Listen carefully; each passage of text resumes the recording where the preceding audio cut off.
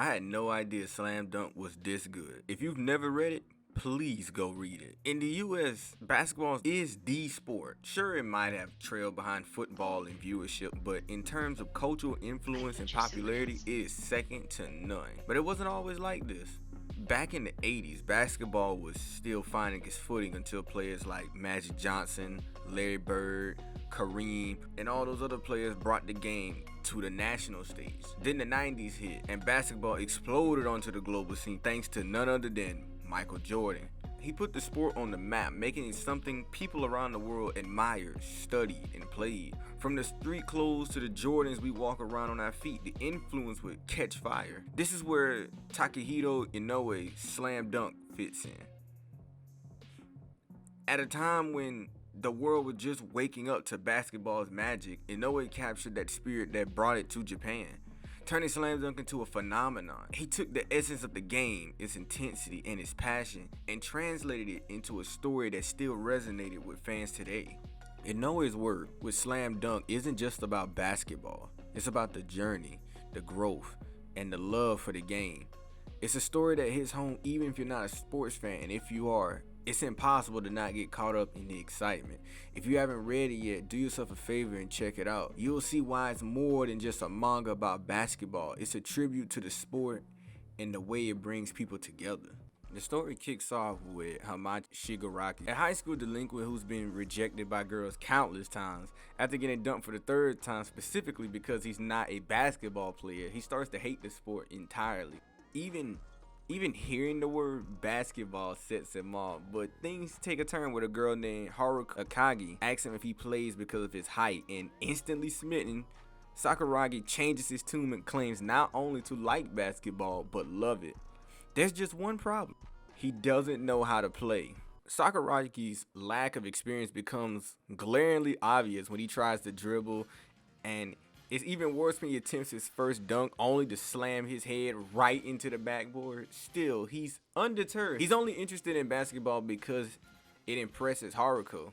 Things get complicated when Sakuragi meets Kaede Ruokawa, a talented player who also happens to be the object of Haruko's affection. Mixing a feeling of jealousy and resentment, Sakuragi picks a fight with Ruokawa, which Haruko witnesses, leaving her disillusioned, disheartened, and Sakuragi once again swears off basketball. But fate has other plans. After a run-in with some player who accidentally hits him with a basketball, Sakuragi is challenged by the team cap, Tadenori Akagi, to a one-on-one game in front of the entire school. With a special handicap that Sakuragi can travel and only needed 1 point to win, he actually manages to come out on top and win, sparking the beginning of his unlikely journey into the world of basketball. He would be gassed up after winning and calls himself a genius. This enlightenment turned into ignorance as Sakuragi would join the team but would get sidelined as, well, he still doesn't know ball. This sets the stage for Sakuragi's journey, driven by a mix of stubborn pride and a desire to impress, and a gradual discovery of his own potential. As he begins learning the game, the reader finds themselves learning right along with him. Sakuragi's awkward first attempt at dribbling, shooting, and passing mirrors the experience of anyone that's new to basketball, making his growth relatable. The manga subtly introduces basketball rules and techniques as Sakuragi improves, letting the audience deepen their own understanding of the sport alongside him. It's not just a sport of personal growth, but also an invitation for readers to pick up a ball and join the game themselves. When learning something challenging, there comes a point where you have to be brutally honest with yourself to make progress. Basketball, in particular, is a humbling sport, a lesson Sakuragi learns quickly. At first, he's far from good. He gets outplayed constantly, makes costly mistakes, and sometimes even let the team down. But even after practicing relentlessly and getting serious about the game, he never really becomes the best player. Which that's something I really like about Slam Dunk, as in a lot of other mangas where the protagonist is basically zero and he's not good at anything, and then he becomes like the absolute best and far above everybody else that been practicing way longer than him. Slam Dunk doesn't do that, as Sakuragi eventually learns to play to his strength. His height and raw athleticism allowing him to dominate rebounds and control the pace of the game. His progress feels incredibly genuine. He continues to make mistakes, but each one becomes a stepping stone towards improvement. His journey is a testament to the fact that growth isn't about being flawless. It's about continuously learning, adapting, and pushing forward no matter how many times you stumble. The best way I can use a comparison for that is the Mamba. Kobe Bryant would probably be the greatest example of what it means to continue to grow and adapt without quitting or failing. As if you've grown up watching Kobe, you know exactly what I mean. Man, I miss the Mamba. While getting good at basketball, he grew passionate about the game, along with the readers and his teammates who have their own struggles. We got Sakuraki's clique, then his would-to-be friends on the team, and as you can see, they're really just a bunch of delinquents, but there's more to them than just their looks. In Slam Dunk, each character brings that distinct vibe, almost like they're echoes of legendary NBA players. Hanamaki Sakuragi has that Dennis Rodman energy, all about rebounds and bringing a strong physical presence to the court. Rodman got that unique style, and Sakuragi's crazy hair and fiery personality are a perfect match. Then there's Kaede Rukawa with his cool, intense focus like a young Michael Jordan. Rukawa's obsession with being the best in his one-on-one game are Michael Jordan's all the way. He's driven, always pushing, and never settling. Tadenori Akagi channels Patrick Ewing as the serious discipline center who's all about defense and leadership. He's the anchor, just like Ewing was for the Knicks, and that desire to win rings true for both. Hasashi Mitsui's story of struggling and making a comeback aligns with Dazel Petrovic's story.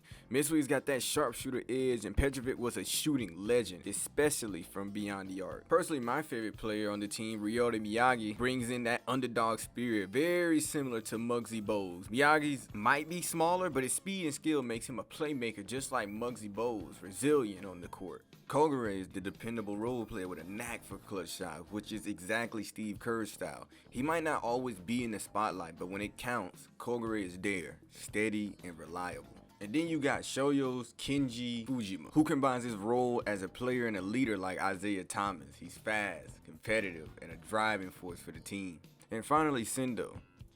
See, Sendo is the smooth, versatile player with that Magic Johnson feel. He's composed, read the court well, and brings an all-around game that feels effortless, always with that laid-back confidence. See, the manga shows all these guys in a realistic sense, as they have all gone through something that brought them to who they are now. Like Mitsui, for example, who was once a promising MVP, loses his way after an injury and falls into delinquency. His eventual return to basketball is not just about the skill, but about redemption. His struggle and determination to come back despite his mistakes gives him depth beyond just being a shooter. This is what makes Slam Dunk stands out.